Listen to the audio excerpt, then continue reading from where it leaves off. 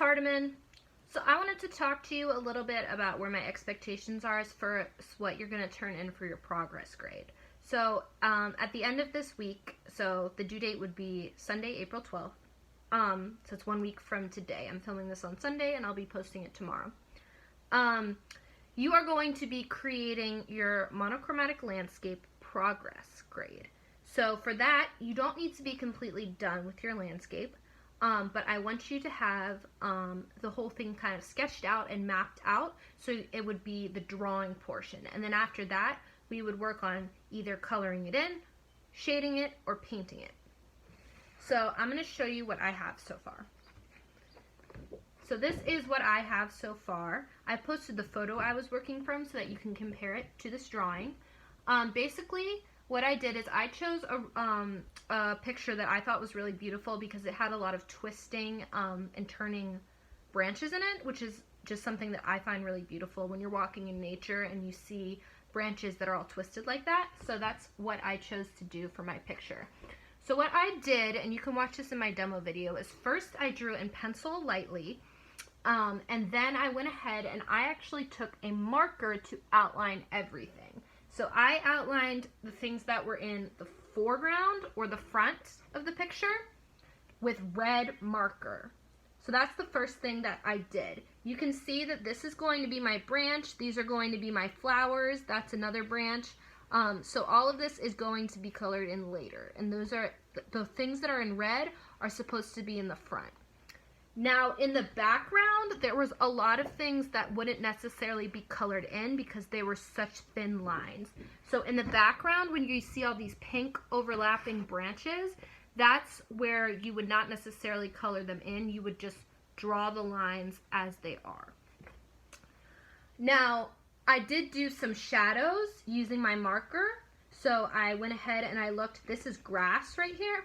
I went ahead and created some shadows using my marker as well. So if you want to add a little bit of shadows to just part of your picture, you can do that. But we're really going to be focused on coloring in and shading next week. What you really need to get done by next Sunday is doing the outline of everything. So that's what I worked on today. And that's what I am looking for you. So you don't need to worry about coloring it in or painting it yet. I want to see your outlines. So some tips for you. Make sure that as you're working, it's very important that you have a picture that you are working from. It's really hard to just draw from a place in your mind. I would really encourage you to find a picture in your house or on a mobile device or on your computer. You could Google an image of a place if you don't have a picture. And I would encourage you to work directly from the photograph. That way you can see all the small details that will make it look more real. If you look here, I could see that these branches had little knobs on them, and I drew exactly what I saw. I had this really beautiful shape here. There was this really beautiful branch that it curved like this, and that's what's so appealing about this design for me, is all the curving branches. So you really want to choose an actual landscape where you can get all the true beauty of nature and you're not just making it up from your mind, because that's going to make it look more real, more proportional. So when I say proportional, I mean that you try to make things true to the sizes that they are in the picture. For example, the proportions of the different branches, I tried to match them to the picture. So if one branch was twice as long as this branch, so let's see right here, I would go in with my finger and I would try to measure it a little bit. So I knew that this branch was twice as long as this one. So I'd go like that to make sure it's about the same. Of course, it doesn't have to be perfect. The people looking at your picture don't know what your photo looks like. So just do the best you can to match it. And then the other thing about it is, looking at that photo, I could see what it looks like when branches are overlapping like that. And I could see what it looks like when you're looking at nature and be reminded of all the times I've seen that. And it wouldn't be as powerful if I wasn't looking at the photo. So try to really match the details and just do your best. If you have questions, you can always reach out to me.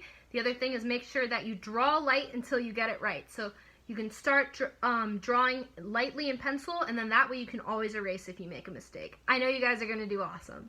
Now, another thing that you can do, I've had some people reach out to me wanting to know what they can do to raise their grade, and I am providing an opportunity. So what you can do if you need your grade raised, is a project that's themed off of our text portrait unit. So if you remember, during that time, we did a lot of fun exercises involving words and art. So what you can do, I'll have the directions posted for you, but it's pretty straightforward. You're going to choose a word that describes you or that means something to you, and you're going to create that word. So of course, I chose create because I'm always creating. I love art. It's my favorite thing to do. So I chose that word, and then I looked at some different patterns, and I created this giant word that says create.